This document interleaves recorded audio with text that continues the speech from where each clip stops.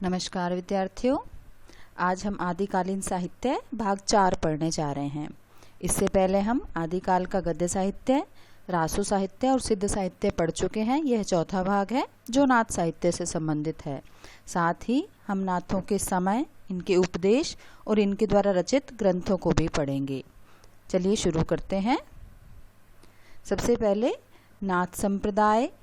इसमें नाथों की संख्या जो है वो 9 मानी जाती है। जिस तरह से सिद्धों की संख्या 84 थी, उसी प्रकार से नाथों की संख्या 9 है।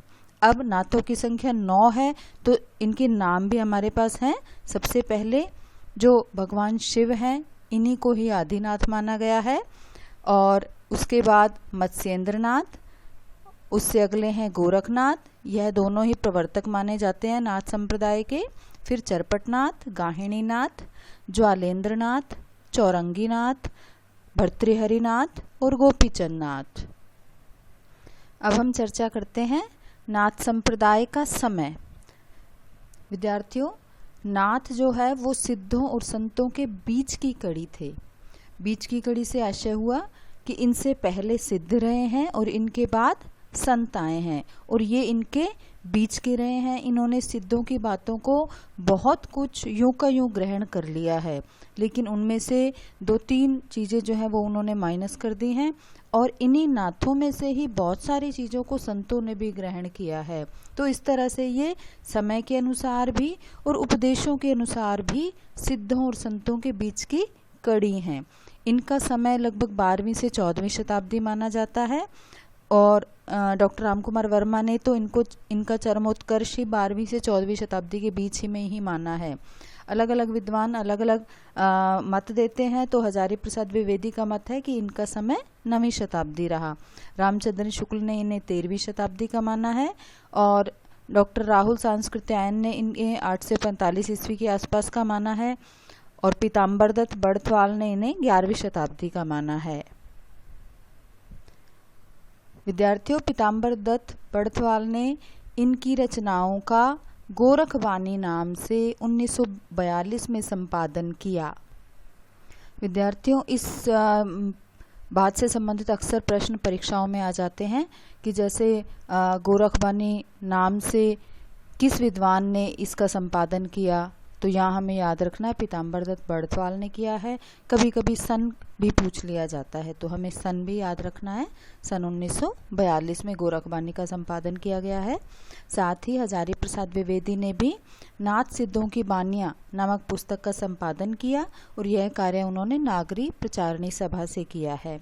हजारी प्रसाद द्विवेदी जी द्वारा नाथ पंथ को बहुत सारे नाम दिए गए। उन्होंने सिद्ध मत, सिद्ध मार्ग, योग संप्रदाय, अवधूत मत, इस तरह से कई नाम दिए हैं। और इनका कहना था, हजारी प्रसाद द्विवेदी जी का, कि इनकी सबसे बड़ी कमजोरी इनका रूखापन और गृहस्थ के प्रति अनादर भाव है। और प्रश्न इससे संबंधित भी आ जाता है कि यह इनकी शब्द किसके लिए आया है। तो यहाँ हमें याद रखना है इनकी शब्द नाथ संप्रदाय के लिए आया है।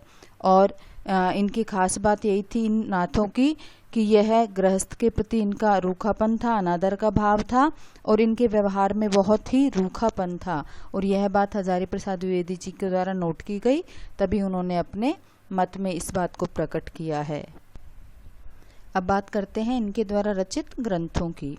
पीताम्बर दत्त बड़थवाल ने गोरखनाथ के द्वारा रचित ग्रंथों की संख्या 14 मानी है और उन्होंने इन 14 ग्रंथों के नाम भी बताए हैं। पहला ग्रंथ है सब्दी, पद, प्राण, नरवैबोध, अभयमात्रा जोग, 15 तिथि, सप्तवार, पंचमात्रा, ज्ञान तिलक, रोमावली, मच्छिंद्र गोरखबोध, ज्ञान चौतीसा, संकली और शिष्यादर्शन।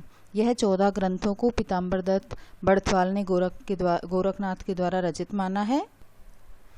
कुछ विद्वानों ने गुरु गोरखनाथ के द्वारा रचित ग्रंथों की संख्या 40 मानी है, परंतु आचार्य रामचंद्र शुक्ल के अनुसार ये रचनाएं गोरखनाथ के द्वारा नहीं रची गई हैं, बल्कि उनके अनुयायियों द्वारा रची गई हैं। अब हम बात करते हैं नाथों के उपदेशों की। इनका सबसे पहला उपदेश था नारी से दूर रहने का उपदेश। और यही चीज़ इनको सिद्धों से अलग करती है। जो सिद्धों के साहित्य की, सिद्धों के उपदेशों की सबसे पहली बात थी कि नारी को साथ रख करके, और महासुखवाद वाली जो धारणा थी सिद्धों की, उससे दूर रह करके इन्होंने, इन नाथ लोगों ने अपने धर्म का प्रचार किया, अपने पंथ को आगे बढ़ाने का कार्य किया। और यही जो उपदेश था नारी से दूर रहने का, इसी चीज़ को संत साहित्य में अपनाया गया, और यही चीज़ हमें कबीर साहित्य में देखने को मिलती है। जो नारी का विरोध है वो नाथ साहित्य की ही देन है, नाथ पंथ की ही देन है। और दूसरी बात थी कि सिद्धों के भोग विलास की, उनके मनोविकारों की इन्होंने घोर निंदा की है। ये चीज़ नारी से दूर रहने का उपदेश और उनके भोग विलास की और मनोविकारों की निंदा, ये दो चीज़ें इनको सिद्धों से बिल्कुल अलग कर देती हैं। हालांकि राहुल सांस्कृत्यायन ने नाथ पंथ को सिद्धों की परंपरा का ही विकसित रूप माना है, अर्थात सिद्धों के बाद जो नाथ आए हैं वो सिद्धों में से निकल करके ही आए हैं, उन्हीं का ही विकसित रूप है, ऐसा मानना है राहुल सांस्कृत्यायन का। परंतु सिद्धों में से इन दो चीज़ों को निकालने के बाद जो उनका विशुद्ध रूप बचता है वो नाथ हैं। अर्थात जो सिद्धों ने भोग विलास को अपना करके और जो समाज को एक दुराचार की ओर ले जाने का काम किया था, उस चीज़ को नाथों ने सुधार करके और उसे थोड़ा सदाचार की तरफ ले जाने का कार्य किया, और इन्होंने मनोविकारों की निंदा भी की। और एक उपदेश है उनका नाथ पंथियों का हठ योग। हठ योग के हा से आशय इनका सूर्य से है और ठा से आशय चंद्रमा से है। सूर्य और चंद्रमा को जगाना हठ योग कहलाता है। ऐसा गोरखनाथ द्वारा रचित सिद्ध सिद्धांत पद्धति ग्रंथ में लिखा हुआ है। और हठ योग अपने आप में बहुत ही जटिल, बहुत ही कठिन साधना है। अगला उपदेश है, नाथ के शिष्य बाहरी आडंबरों के विरोधी थे।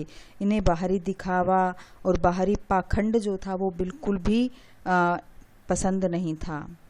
अगला उपदेश है इनका गुरु महिमा। इन्होंने गुरु की महिमा का बहुत बढ़ चढ़ के वर्णन किया है। और जो कबीर के साहित्य में, या यूँ कहें संत साहित्य में, जो गुरु की महिमा का बखान है वो नाथ पंथियों का ही और विकसित रूप और बड़ा रूप हम मान सकते हैं।